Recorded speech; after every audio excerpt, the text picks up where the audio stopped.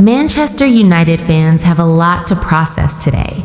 Gabriel, Manchester United's 15-year-old wonderkid, made his competitive U21 debut on Monday as the Reds beat Ipswich 5-0 in their opening Premier League 2 fixture of the season.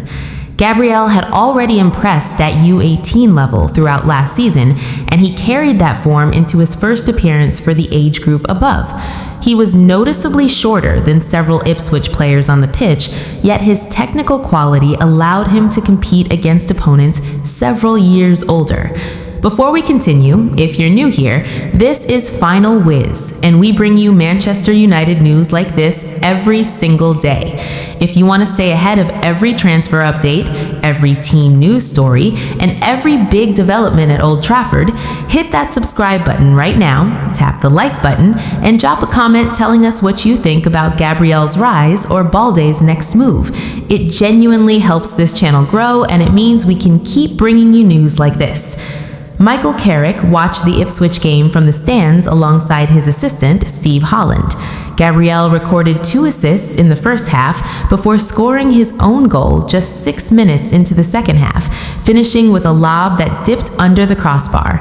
United led 4-0 at halftime through goals from Victor Musa, Jack Fletcher, Jadon Campson, and Dan Arma, and Gabriel's goal represented his first competitive strike at U21 level following several unofficial goals scored in behind-closed-doors friendlies at Carrington over the summer.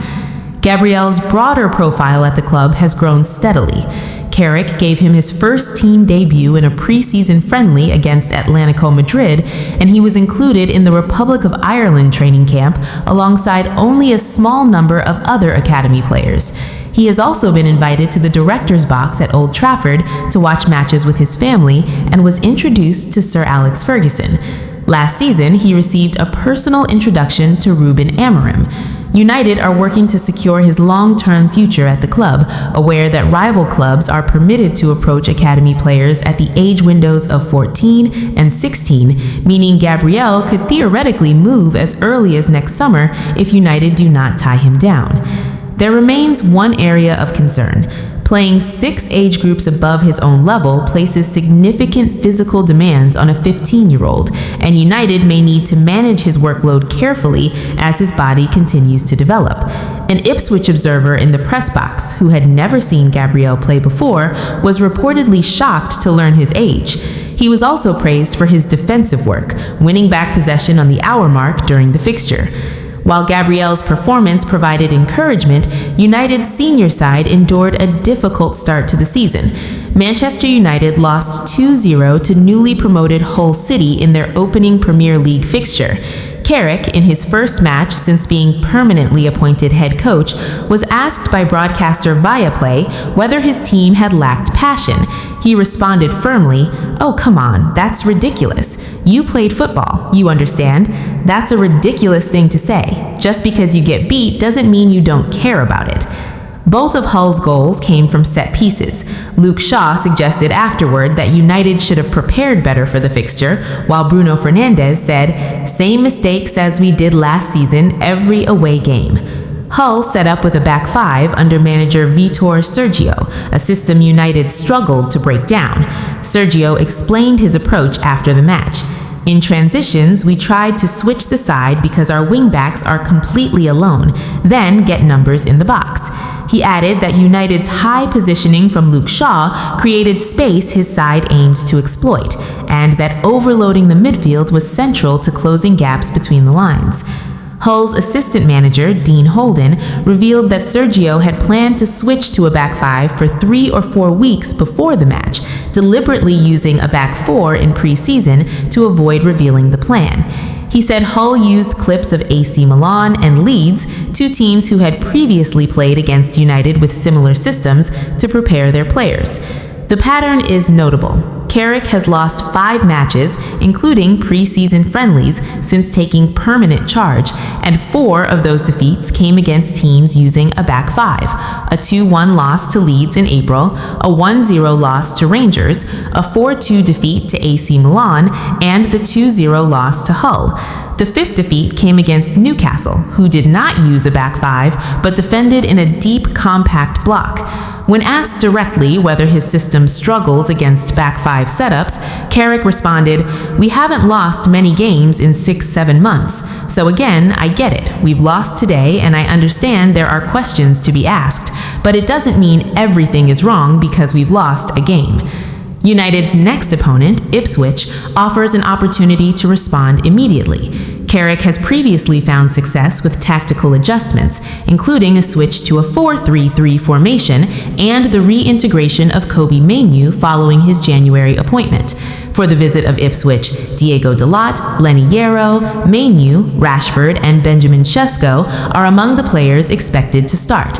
Elsewhere, former United defender Gary Neville has predicted the outcome of this season's Premier League title race after just one round of matches. Arsenal defeated Coventry City 3-0 on the opening weekend, having also beaten Manchester City by the same scoreline in the Community Shield the week before. Speaking on the Gary Neville podcast following Newcastle's 2-2 draw with Liverpool, Neville said, "Arsenal should win this league by a street. We've seen Tottenham get beaten, Man United lose, Liverpool nearly lose, Man City scrambling for a win at home. The unpredictable nature we thought we'd see at the top, we have seen on this opening weekend." Arsenal strengthened their squad over the summer with the permanent signings of Bruno Gomez, Ezri Konsa, Piero Hincapié, Christos Tolies, and Ilan Meslier, following a defeat to PSG in last season's Champions League final. On Liverpool's title prospects, Neville added, "They're nowhere near a title-winning team. I don't think the other big thing for Liverpool is they've got Isak and Wirtz, who are going to have to start playing soon." On the striker front, Manchester United have confirmed the resolution of one frontline situation. Ethan Wheatley, a 20-year-old forward, has completed a loan move to Championship side Lincoln City. The move followed brief transfer speculation involving Everton, who were reported to be preparing a formal approach. Journalist Fabrizio Romano wrote at the start of August, Everton are interested in Man United talented striker Ethan Wheatley, EFC preparing a proposal to make formal approach with Man United soon for the 20-year-old forward. That interest ultimately did not progress. Wheatley's loan record shows 3 goals in 40 combined appearances across spells at Walsall, Northampton, and Bradford, and he failed to score in 11 appearances during his most recent loan at Bradford. Journalist Pete O'Rourke confirmed the Lincoln move. Understand Manchester United forward Ethan Wheatley has agreed a move to Lincoln City. Wheatley remains contracted to United until the summer of 2028, with the club holding an option for a further year, meaning he will turn 21 upon returning from his loan. The most significant ongoing situation involves left-back target Alejandro Balde. According to Mundo Deportivo, the 22-year-old Barcelona Academy graduate is receiving offers from multiple clubs, including one from Michael Carrick's Manchester United. Before deciding his future, Balde reportedly wants clarity on his standing within Hansi Flick's squad. Flick addressed the situation after Barcelona's 5-0 win over Elche, in which Balde was left out of the squad. Flick said, "We have to manage the minutes. I hope to have 6 players who can play 90 minutes. I spoke with Balde this morning and told him that I think he's not here at 100%. Clear your mind and then we'll talk." ESPN has since verified United's interest, reporting that the club's priority is a season-long loan containing an option rather than an obligation to buy. Barcelona value Balde at between €34 million and €40 million, equivalent to roughly £30 million to £34 million. ESPN reported, sources have told ESPN that Flick wants a face-to-face meeting with Balde before making a decision on his future. Balde is keen for assurances about his playing prospects this season. Both Joel Canello and Gerard Martin can play in the same position. That meeting between Flick and Balde was reported to be taking place on Monday night. Luke Shaw, age 31, started every league match for United last season, but concerns remain over his fitness given his injury history and the added burden of European football this campaign. This has increased the urgency behind United's search for a new left back. Newcastle's Lewis Hall had been United's primary target, but new manager Anthony Elenga confirmed over the weekend there was no possibility of Hall leaving, prompting United's shift in focus towards Balde. Reports indicate United representatives have already made contact with Balde's agent Georges Mendes, who is understood to be exploring options for his client. At present, Balde's stated preference remains to stay at Camp Nou, though Barcelona have signaled willingness to sanction a departure under the right conditions. Reflecting the tone across all four stories, this has been a week of contrasts for Manchester United. Promise in the academy, warning in the